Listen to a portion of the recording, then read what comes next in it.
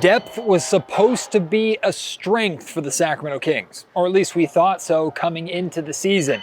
But right now, Mike Brown is searching for a second unit. The starting five might be solidified, but the rotation needs a lot of help. Kings fall to 0-4 against the Memphis Grizzlies. We're going to break it down right here on Locked On Kings. You are Locked On Kings, your daily Sacramento Kings podcast, part of the Locked On Podcast Network, your team every day. And now, ladies and gentlemen, it is that time for another episode of Locked On Kings.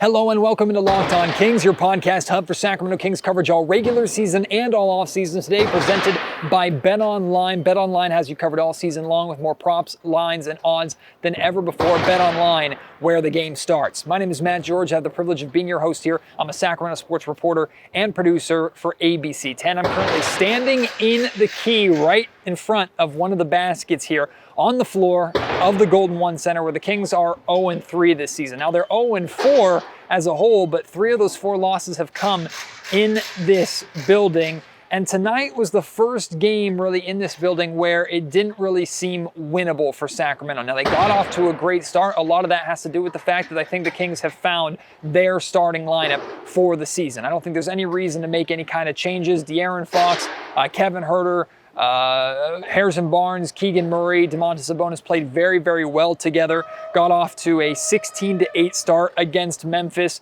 really as soon as the first substitution was made, which was Chimezie Metu coming into the game, replacing Keegan Murray. Now that was a move to get Keegan out so he could get a quick breather and he could come in and be a large part of the offensive power of the second unit. The Kings needed him out there, and Mike Brown was clearly trying to stagger some minutes there. As soon as the Kings went away from their starting lineup, that's where Memphis went on their run, got back into the game, and took the lead, and Sacramento was kind of playing catch-up for the majority of the game. I think when the Kings went back with their starting lineup at one point later in the first half, they immediately went on a 7-0 run. And really, with this starting five, there was only one player who didn't finish in double-figure scoring. That was Kevin Huerter. He finished with just 7 points, only played 19 minutes. He apparently, late in the second quarter, injured his wrist. He did start the second half, didn't look great, came out of the game, didn't come back in for the remainder. We have no update on his status. I'm sure we'll get more information when that comes out. And of course, I'll share that with you on Twitter at MattGeorgeSack as soon as I hear anything about that. And we'll talk about it on a future episode of Locked On Kings, because the Kings desperately need Kevin Huerter, and hopefully he does not miss any time with that injury. But overall, the Kings starting unit is fine. I don't think there's any reason to be concerned about that starting five. They're really good. They played really well together. As soon as the bench came in, though, it's a completely different story. The Kings bench was outscored by the Grizzlies bench in this game 45-27. And the Grizzlies scored those 45 bench points with 4 guys. It only took 4 guys shooting 62% from the field off of the bench to create that massive difference there in that stat column. And that difference, honestly, was where the Memphis Grizzlies were able to win this game. That and the play of Desmond Bane, who was just absolutely fantastic for Memphis in this game. But with the exception of Malik Monk, who scored 15 points, and 10 of those 15 points came in the third quarter, the Kings really didn't get much from their bench. 27 total points, again, 15 of them were from Monk. Davion Mitchell had 7 of them. Terrence Davis had 3 of them. Chimezie Metu had 2. That was it.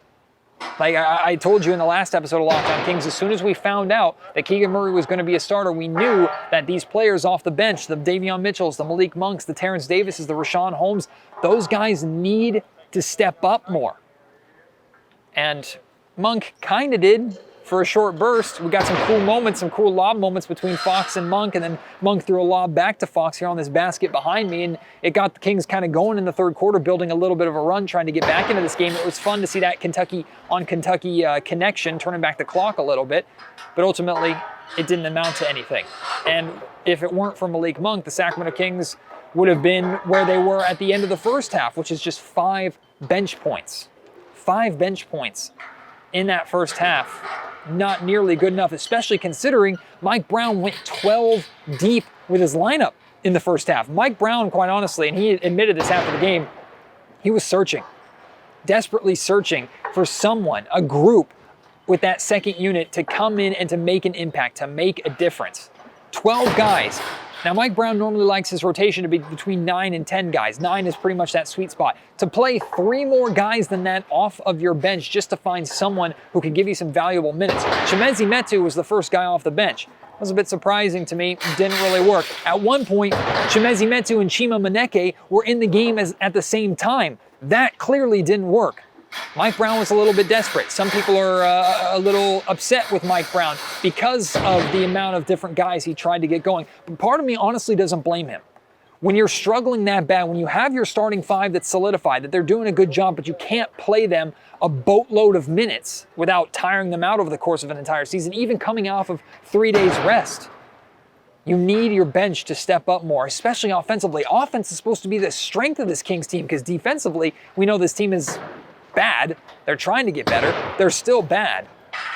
But the offense is supposed to be a strength of this team. And when you're not getting much of anything offensively from your second unit outside of Malik Monk, yeah, you're going to be searching for someone to kind of fix that and figure that out and help that. And Mike was searching all game long, and to be completely honest with you, he didn't really find much.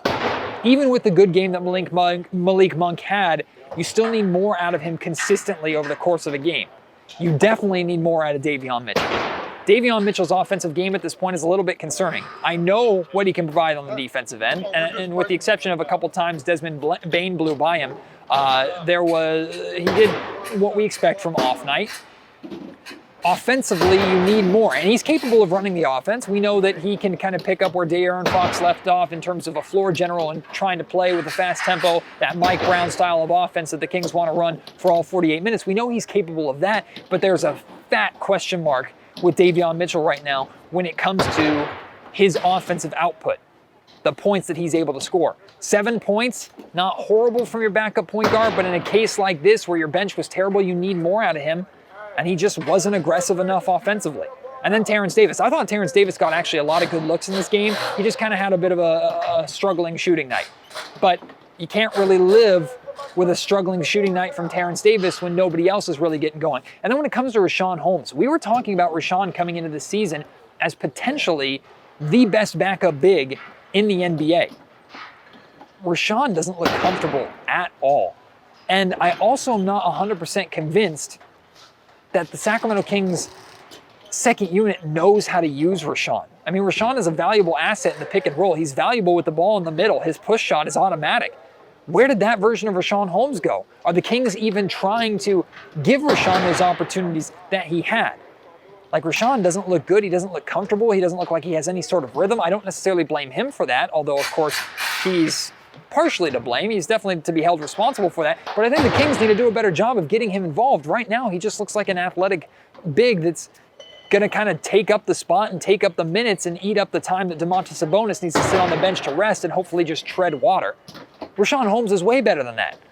So to see him struggling, to see the entire bench unit struggling, the lack of chemistry really with that bench unit, unless there's a starter or two in the game really helping the bench get going, they're not really much of a factor.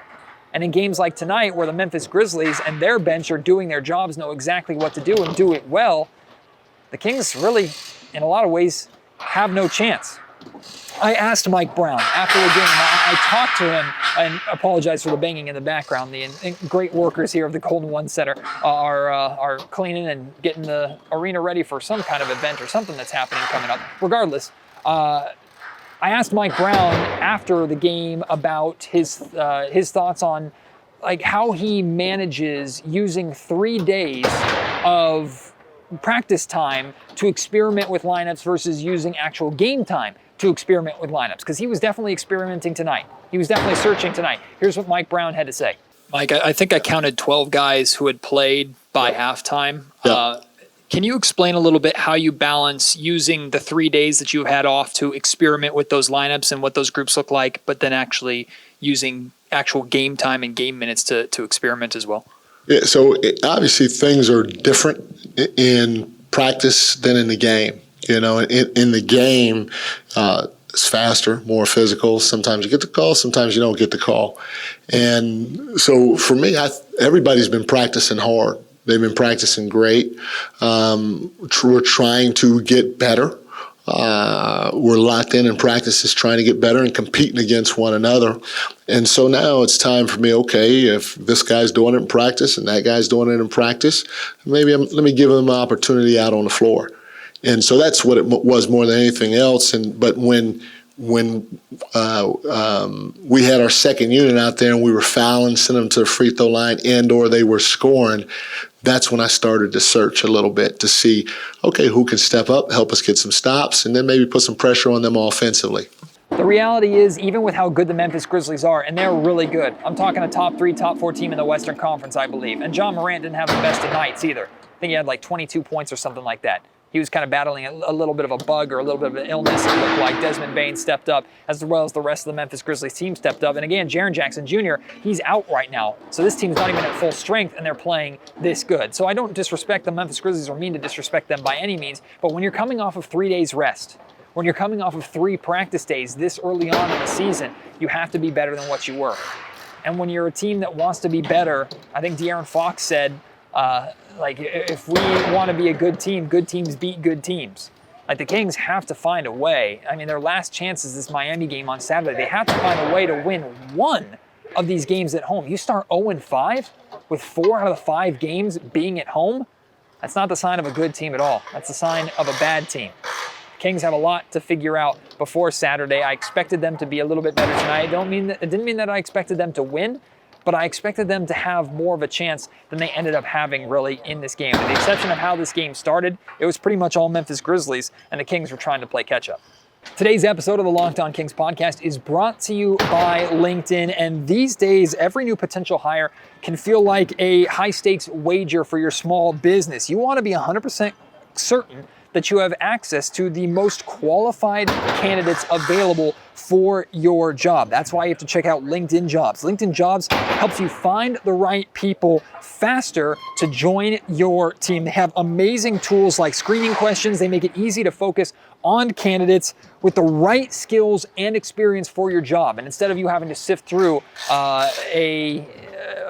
application after application, resume after resume, only to realize that these guys, these people aren't good enough or aren't experienced enough for the position that you're trying to hire, LinkedIn handles all that for you. It's just part of the amazing reason why so many small businesses, so many hiring managers are turning to LinkedIn. LinkedIn Jobs helps you find the qualified candidates that you want to talk to faster. You can post your job for free at linkedin.com/lockedonnba. That's linkedin.com/lockedonnba to post your job for free. Terms and conditions apply.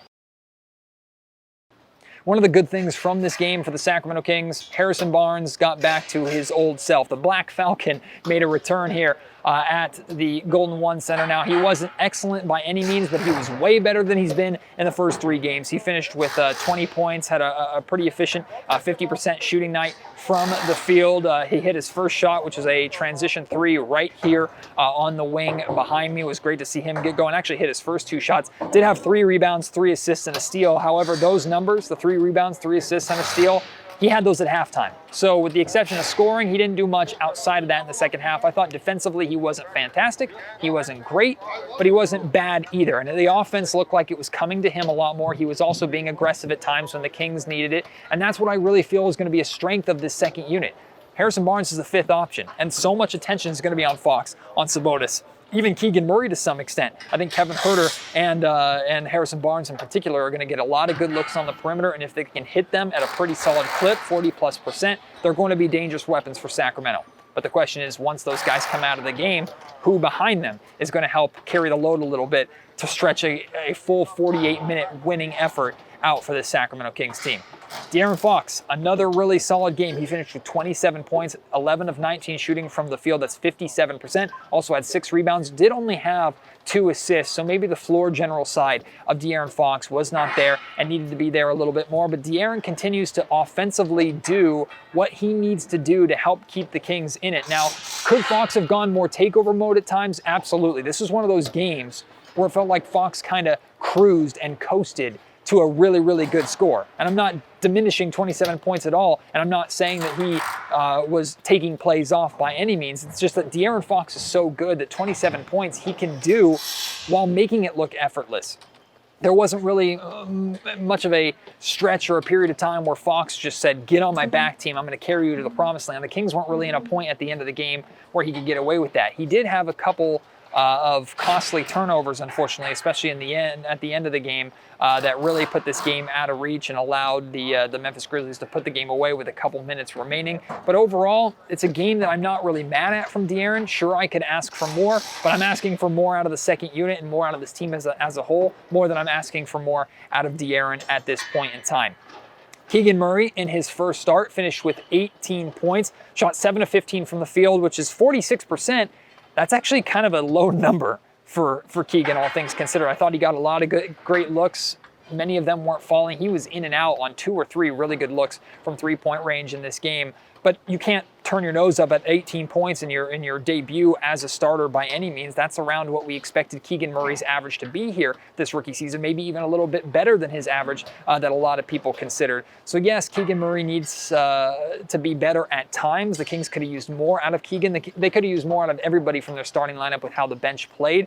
And he could have hit a couple more open shots than what he actually did. But overall, again, I'm not too disappointed by what I saw out of Keegan. There was a moment, though, that Keegan Murray he should have had 20 points in this game, maybe even 21, because he was attacking the basket. He finishes with this gorgeous finger roll layup, and he's called for an offensive foul because as he jumped to lay the ball up off his fingertips, his knee came up and I guess kneed Steven Adams in the groin.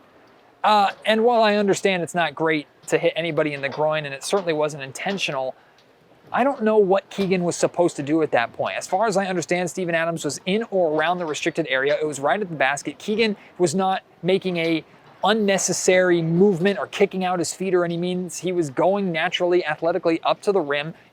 Most finger roll one-handed layups, you jump with a knee out to get that kind of lift that you need to get to the rim.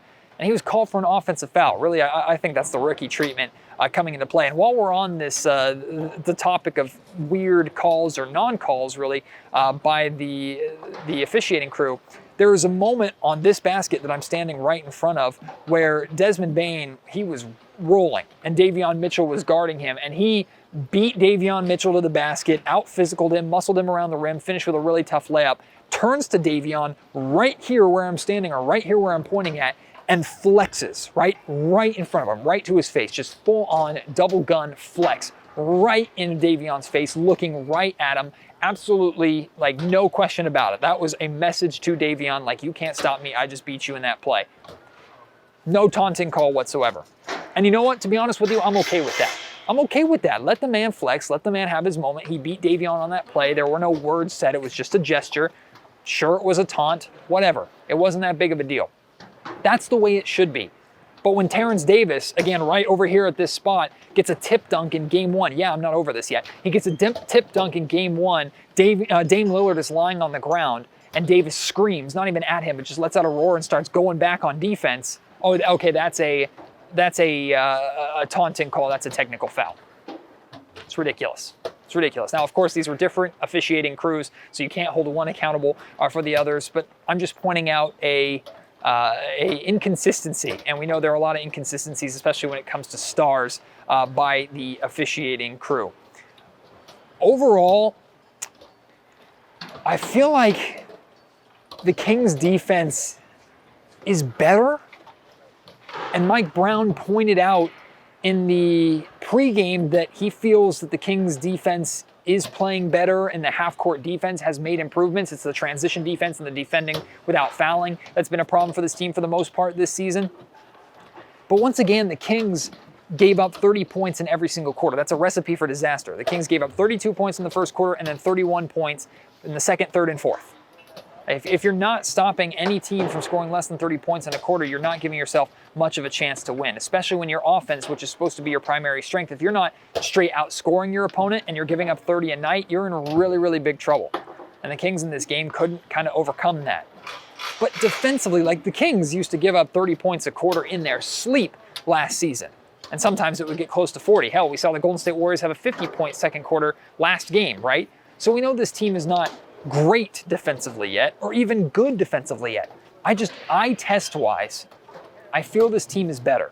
And that actually leads to a larger point where if you compare where the Kings are at right now to where they were at this time last season's record is better. But this Sacramento Kings team, to me, feels better.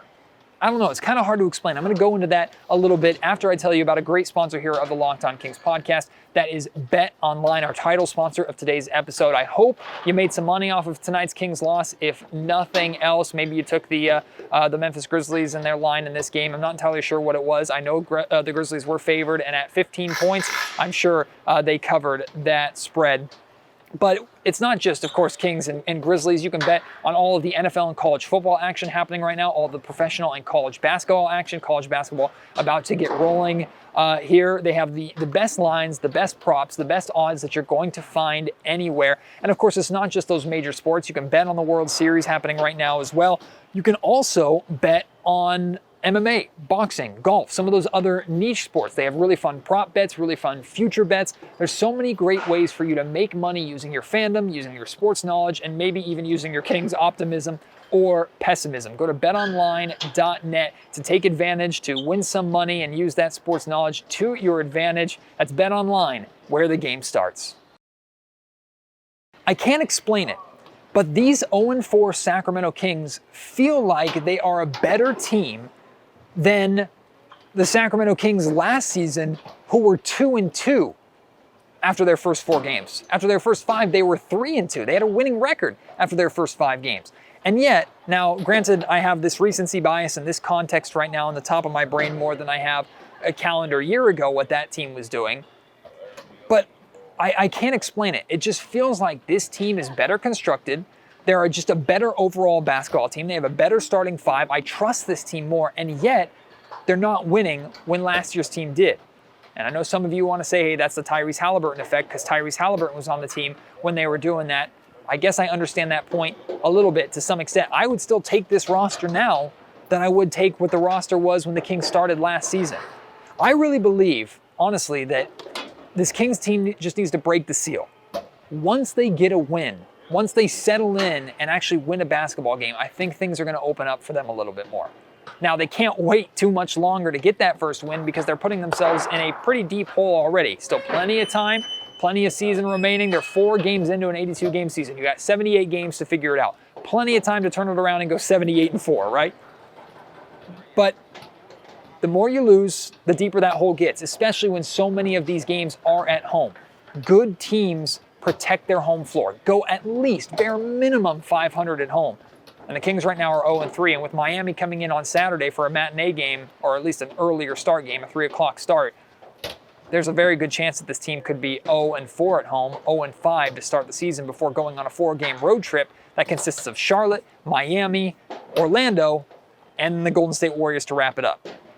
Some winnable games in that trip, but we also thought there were some winnable games during this homestand that the Kings have not been able to figure out. I would very much prefer the Kings going on that road trip with a win in their belt and figuring that out because I genuinely think this team is better than what they're showing. Once they get that win, once they figure out their rotations a little bit more, I think they're going to be in a better spot. But as of right now, yeah, it's right. You're right to be concerned. I don't think it's time to hit the panic button yet, but you should be disappointed. You absolutely should be disappointed. We expected this team to hopefully get off to a good start. They still can. Right now, they're not. And with losses to teams like Portland, who you think you're better than, even though the Portland Trailblazers are off to a really good start this season, teams like the Memphis Grizzlies, who are without one of their stars in Jaren Jackson Jr., and Ja Morant is not having his best game, even though he still had 22 points or whatever it was. Like, when you're on your home floor, especially after a day's rest, these are games that you have to figure out a way to win, and Sacramento has not figured that out yet. Time is still on their side, but history is not. Kings can't wait too much longer, in my opinion. Let me know how you're feeling about this group right now. When you compare it to last year's team, maybe go back and watch some of the highlights from last year's team. I'm going to do that a little bit, especially at the beginning of the season. Do you agree with me? Do you understand what I'm saying, that this team is better and yet the results aren't there? I don't know how to explain it. It's a feeling that I get watching this Kings team, knowing they're so much better and so much more capable than what they're showing. And they just got it. They're so close in a lot of ways. They just have to figure it out. Not a silver lining take, I just believe that this Kings team is far more capable, far more well-rounded, and can be better on both ends of the floor than what they're showing, whereas last year's team at a 3-2 start, that might have been their peak already just 5 games into the season. I don't know. Maybe I'm wrong. Let me know. Let's talk about it. At Matt George Sack on Twitter. Email me, mattgeorgesports@gmail.com, or leave your thoughts in the YouTube comment section down below. Let me know how you're feeling in general at this point. Are you doom and gloom? Are you hitting the panic button? Are you still patient? Do you believe the Kings are close? What do you think about Mike Brown's rotations? What do you think that second unit can be? We have a lot of things to discuss in future episodes of Locked On Kings as the Kings prepare for the Miami Heat on Saturday, and we'll see if that rotation is a little more established, a little more refined by that point. For right now, though, from the Golden One Center, I'm going to say so long for the night. Really appreciate your support. To those of you who are out at the Golden One Center tonight that said hi, really appreciate you as well. It's always a pleasure to chat with you. I appreciate you continuing to tune into Locked On Kings. If you could leave a review for the podcast, that would really help. Apple Podcasts or iTunes is the best place to do that. Hit 5 stars, leave a little blurb about what you like about the podcast, why you would encourage others to listen to the podcast, and of course, keep on supporting. I really appreciate that. Really enjoyed doing it for you, and can't wait to have you join me on the next episode. Until then, my name is Matt George. You have been listening to Locked On Kings, part of the Locked On Podcast Network.